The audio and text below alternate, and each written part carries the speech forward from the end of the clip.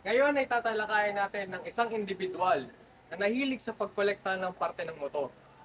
Isang hilig na unti-unting naging bahagi ng kanyang buhay. Sa simpleng paningin, ito'y isang koleksyon lamang. Ngunit sa bawat piyesa ng motor na kanyang pinili at inaayos, ay may natatanging kasiyahan at kwento. Halina tunghayin ang kanyang kwento. Alamin natin kung ano nga ba ang nagtulak sa kanya sa kakaibang hilig na ito at paano ito nakapekto sa kanyang pang-araw-araw na buhay. At kami ay nagtungo sa Calamba sa bayan ng Laguna kung saan matatagpuan ang nasabing individual.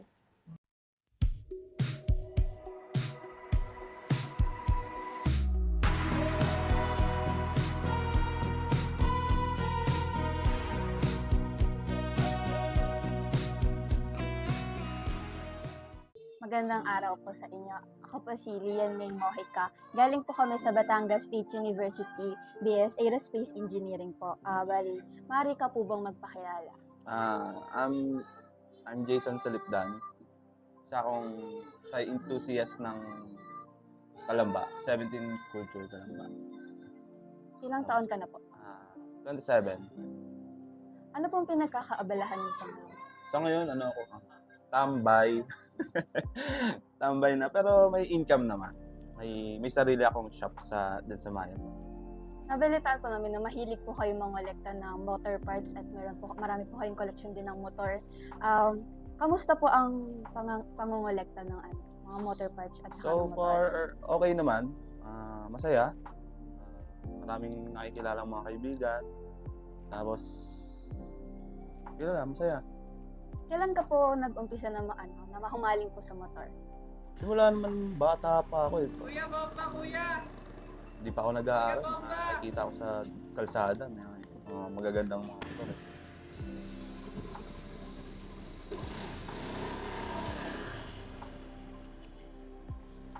Balang araw, magkakamotor din ako. Hanggang sa lumaki ako, kaya ko nang mag-provide. Doon ako nag-umpisang mangolekta ng mga parts. Bali po, mga high school po, ganun. Nag-umpisa ka na po mangolekta. Oo, high school nag-umpisa na ako kasi nag-working student ako eh. So, pag may extra, bumibili ako ng mga parts na kailangan ng motor ko. High school pa lamang, nagsusumikap na si Jason upang maisakatuparan ang kanyang pangarap noong bata pa lamang. Bilhin ko na ba to? Kailangan ko din kasi to eh. At dito, nagsimula ang pagkahilig niyang mangolekta ng motor parts. Parang babagay to sa Thai concept ko ah. Check out ko na to. Dahil sa kanyang hilig, hindi lang ito nagpasaya sa kanya, ngunit nagbigay daan din upang magkaroon ng mga kaibigan. Paano po kayo nagkakalala ni Mr. Jason? Si Jason, nakilala ko siya sa Thai nung mga panahong nagmumotor pa ako. Kasi ngayon, nagsasakyan na lang din ako. Kaya ngayon, kaibigan ko na lang talaga siya. Tapos ito nga yung mga units niya. Kaya natutuwa ako kasi meron siya mga units na ganito. Ilang taon na po kayong magkaibigan? Si Jason, siguro 3 years na rin. 3 years na rin kami magkaibigan. Kailan mo po napansin na nahilig po siya mangolekta ng mga motor at saka motor parts po? Nung high school pa lang, mahilig na raw talaga siya magmotor. Tapos nito nagka-work siya, doon siya bumili talaga ng mga luho niya sa motor, ganyan. Nagulat nga ako sa mga presyo ng mga unit niya ganun, mamahal na rin ng mga pyesa. Nagbago man ang kanyang buhay nang maabot niya ang kanyang pangarap, nanatili pa ring mapagkumbaba si Jason. Talagang down to earth pa rin, humble pa rin talaga si Jason kahit na napakayaman niya na. Ano pong nararamdaman niyo kapag may bago kayong nadadagdag sa collection niyo? Masaya eh. Siyempre, may mga part na hindi ka makakatulog pag hindi mo nabili yung mga ganong pyesa. Iisipin mo nang iisipin yun. Literal. Pag hindi mo binili tapos pinagpabukas mo pa, iisipin mo na iisipin yung bawa matulog. Kung 1 to 10 po, kung i-rate niyo po yung saya kapag nakakabili kayo ng bago? Satisfying talaga. Masaya kasi pagdating sa'yo ng pyesa tapos alam mo sa sarili mong maganda yung nakuha mo, talagang wala ka nang ibang iisipin kahit mahal or what. Basta nakuha mo yung gusto mo. Basta magiging Oo. masaya po kayo. Gaya na lamang ng ibang nawawalay sa pamilya, para kay Jason, nag-aalala rin siya sa tuwing may humihiram ng kanyang motor. Siyempre, alaga mo yung motor, tapos ibang tao ang gagamit. Iisipin mo nang iisipin kung buo pa ba yung motor na babalik sa'yo or ano, may gas-gas, mga ganong klase ng bagay. Kinakausap niyo po ba yung mga collection niyo? Ganun, may ganun po ba kayong ano? Yung motor, lalo pag nagra-rides, wag mo kung ano ititirik sa daan, huwag kang mapaplatan, yung mga ganong klase ng bagay. Pero okay naman ako sa mga unit ko kasi ano, tawag doon, maintain naman yan mga yan.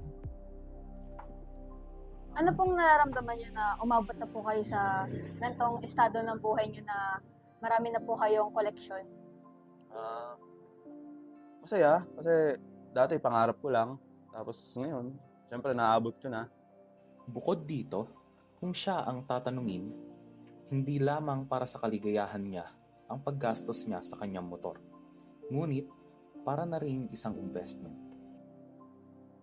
Ang nangyayari sa akin, pag may nakukuha akong pyesa, pag hindi ko na siya kailangan, na-out ko siya ng mas mahal.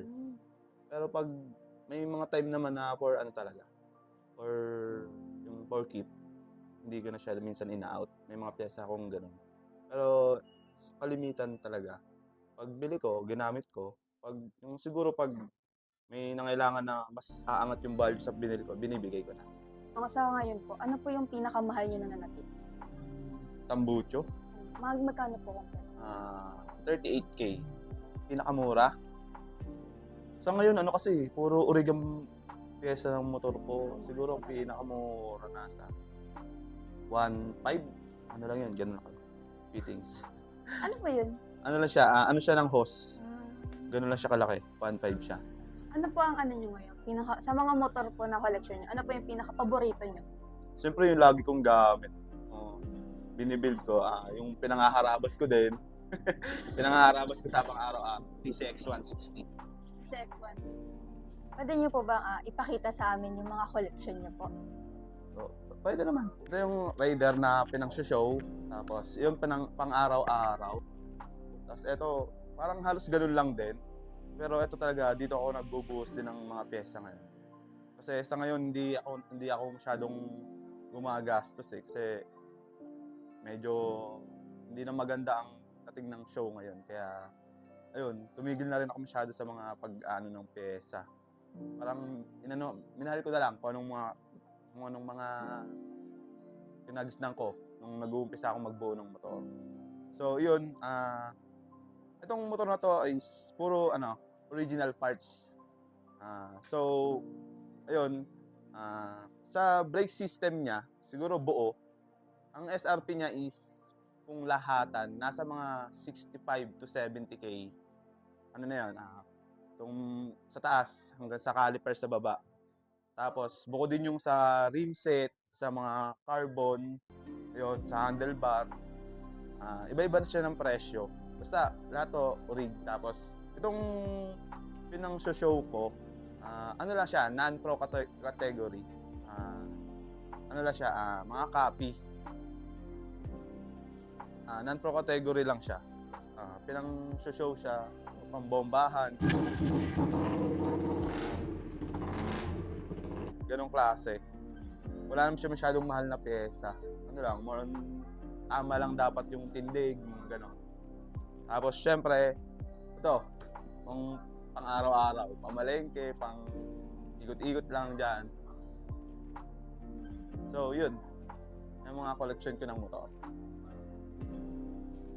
Ayon sa kanya, lahat ng pagod at pagsusumikap ay hindi nabaliwala. Masaya, kasi dati pangarap ko lang. Tapos ngayon, syempre naabot ko na.